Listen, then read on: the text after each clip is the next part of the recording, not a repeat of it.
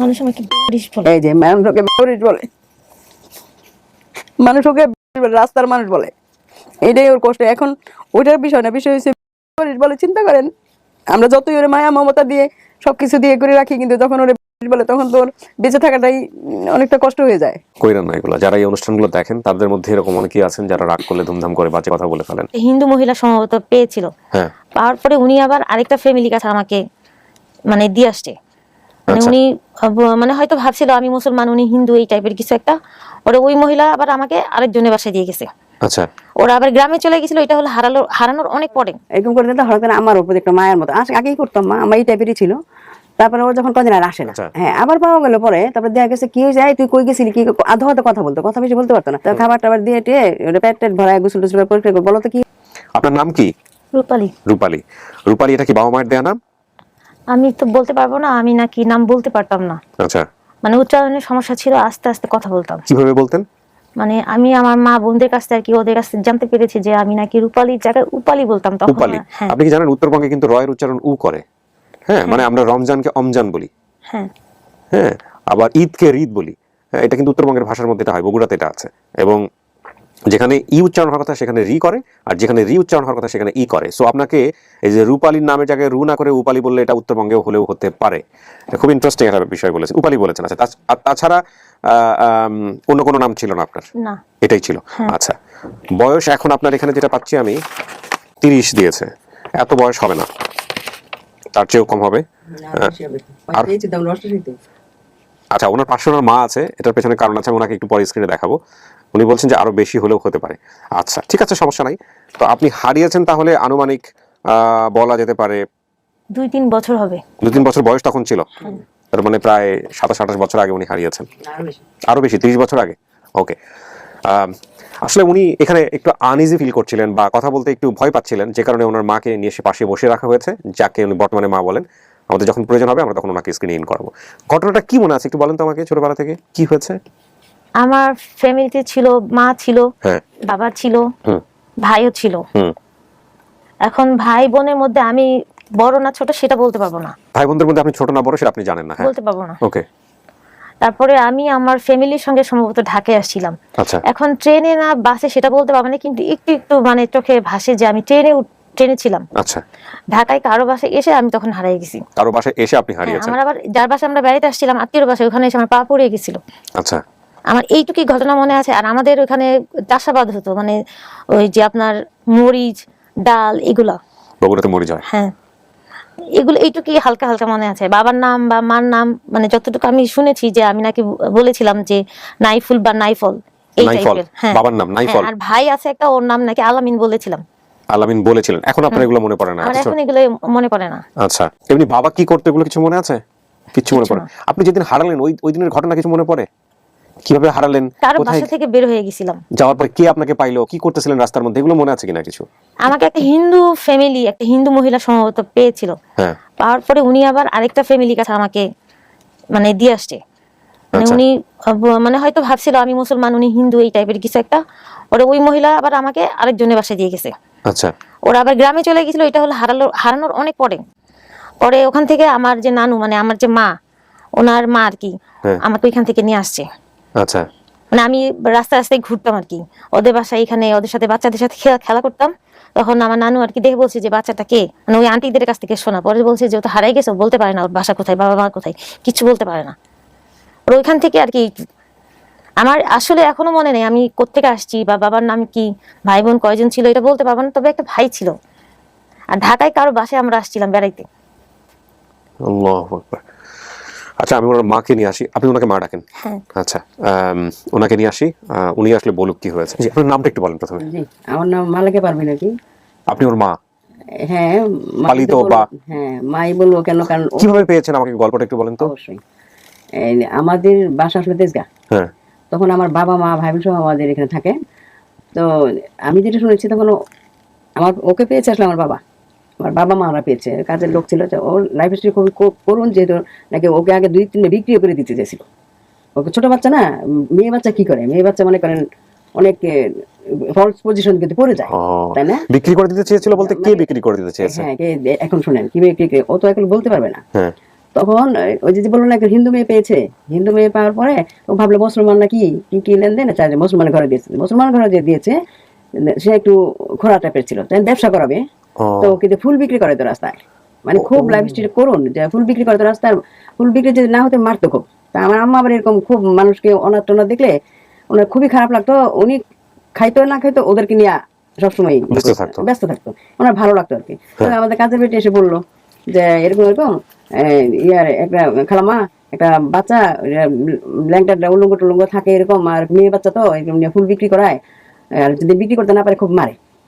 এটা ও আমার বাসা থাকতো না, আমরা ধরে ধরে নিয়ে আসতাম, থাকতো না, আবার চলে গেছে। পরে আরেকজন নিয়ে গিয়ে ওরে পরে আর কদিন আমরা পাইনি, ওরা পাইনি খবর নিতে নিতে দেখলাম ওরা নিয়ে একদম জাস্ট ওই যে শিশু নিয়ে পাচার করে দেয় না, ওরকম ওইখানে নিয়ে গেছে।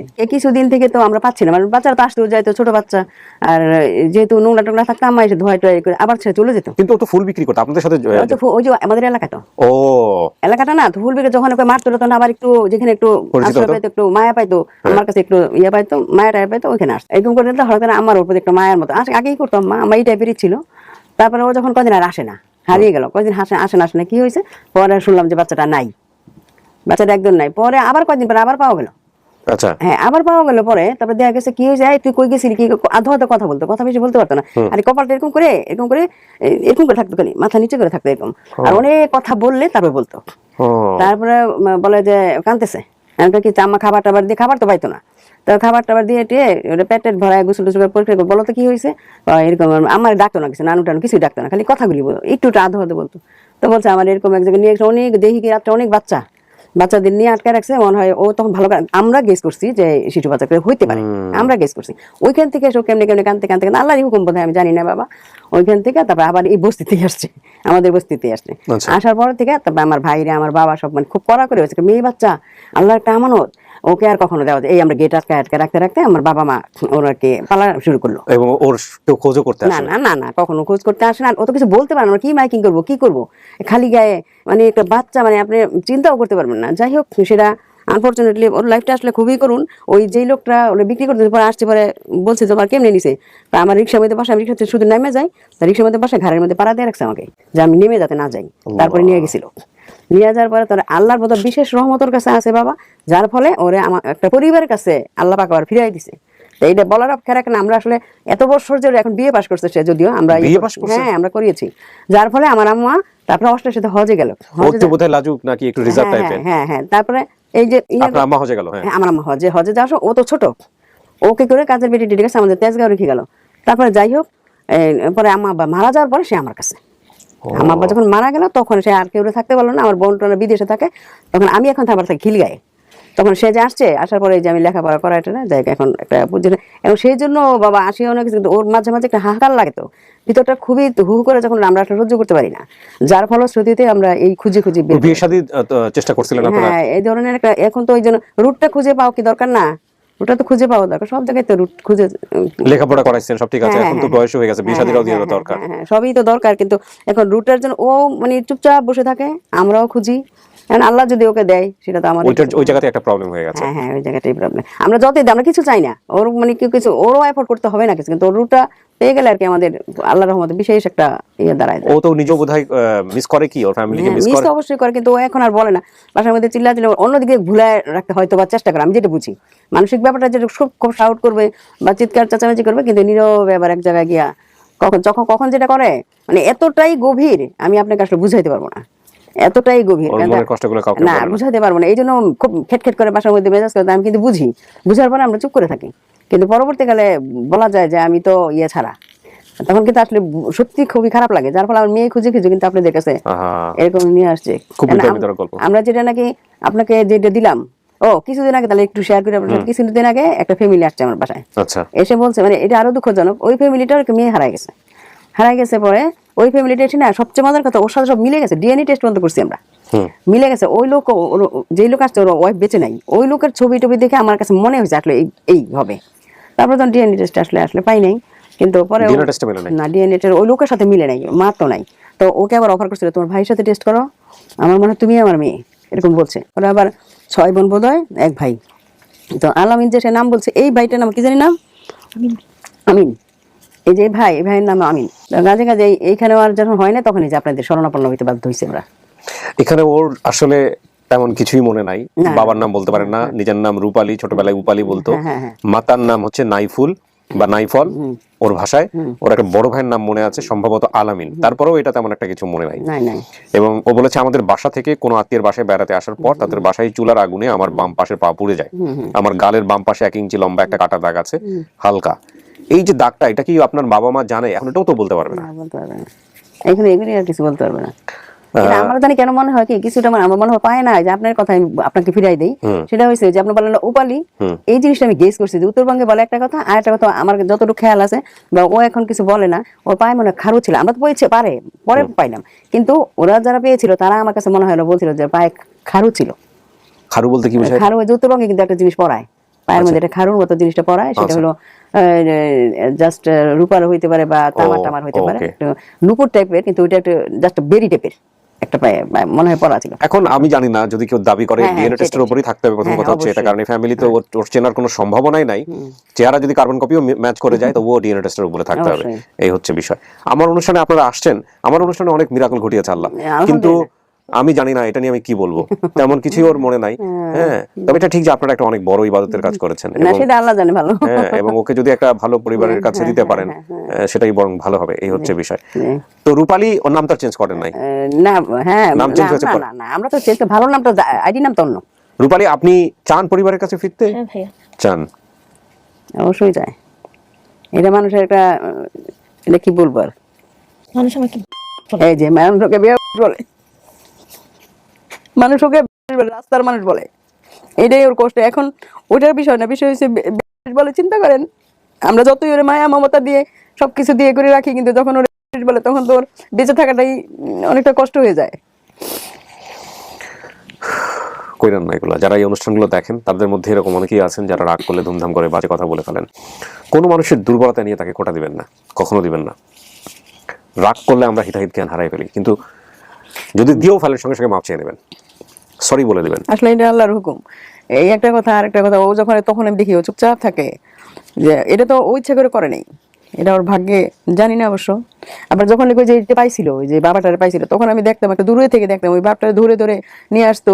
তারপরে ভাই বোনের সাথে খুব মিলে গেছিল, একদম একদম একসাথে হয়ে গেছিল। আমার বাসায় আসতে ওরাও যেত, আমার বাসার কাছে ওদের বাসা, আসা যাওয়া করতো বেশ কিছুদিন, বছরখানেক ছিল। কিন্তু ডিএনএ টেস্টে মিলল না। বছরখানেক ছিল, ডিএনএ টেস্টে গেল। ডিএনএ টেস্টে যাওয়ার পরে আমার আশায় ছিলাম, কিন্তু ডিএনএ টেস্টে যখন নিষেধ করেছে, বাবাটা 85 বছর বয়স, যে বাবা বলতেছে, ওই বাবাটা বলছে, মা তাহলে আমি তো বেশি দিনে বাঁচবো না, তুমি তোমার ভাইদের সাথে টেস্ট করো।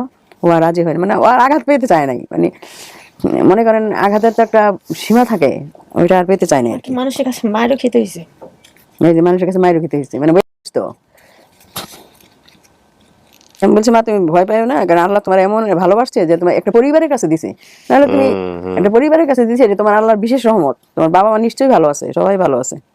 এটা অনেক বাবা মা ছোটবেলা মরে যায় না, এগুলো বুঝায়। দেখে কিন্তু মনে হয় যে ও, দেখেন, ও যদি একটা সেই রকম একটা পরিবার, নিজের পরিবারে থাকতে পারতো বা হতো, তাহলে ওর দেখতে শুনতেও তো মাশাআল্লাহ অনেক সুন্দর ছিল। তাহলে ওর এটা কি হতো? যাই হোক, মূল কথা হচ্ছে এর চেয়ে পজিশনটা অনেক খারাপ হতে পারতো, এটা চিন্তা করতে হবে আমাদেরকে। হ্যাঁ, এবং অনেক মানুষের ভাগ্যেই হয়তো সেটা জোটে। তো আল্লাহ ওকে একটা পরিবারের কাছে রাখছে আমানত হিসেবে। আর দ্বিতীয় কথা হচ্ছে, আমাদের জায়গায় এসছে, আমাদের ঘরে চলে আসছে, আমরা চেষ্টা করবো। অবশ্যই। এবং আমাদের চেষ্টার বাইরে আর কোনো কিছু করার নাই আল্লাহর নামে। আমরা সবাই মিলে চেষ্টা করি, আল্লাহ যদি ওর কপালে ভালো কিছু লিখে রাখে, নিশ্চয়ই ভালো কিছু হবে। এর বাইরে তো আমরা কিছু করতে পারি না। ধৈর্য হারা হবেন না, নিরাশ হবেন না, তাওয়াক্কাল তো আল্লাহ। এই রূপালী, আপনাকেও একই কথা বলবো যে কখনোই হোপলেস হবেন না। হ্যাঁ, এবং মনুষ্য জীবন খুব অল্প সময়ের জন্য, খুবই অল্প সময়ের জন্য, লিমিটেড পিরিয়ড। তো আপনি হয়তো একটা কষ্ট নিয়ে আছেন, তার প্রতিদান হয়তো আল্লাহ আপনার জন্য রেডি করে রেখেছেন। সো আপনি বেশি বেশি করে আল্লাহকে বলেন, এবং আল্লাহ চাইলে এই অনুষ্ঠানের মাধ্যমে হয়তো আপনি পরিবারের কাছে ফিরবেন। প্রিয় দর্শক এবং শ্রোতা, আর কোনো কিছুই মনে নাই ওনার। আপনার কি আর কোনো কিছু মনে আছে? যা বলেছেন এতটুকুই।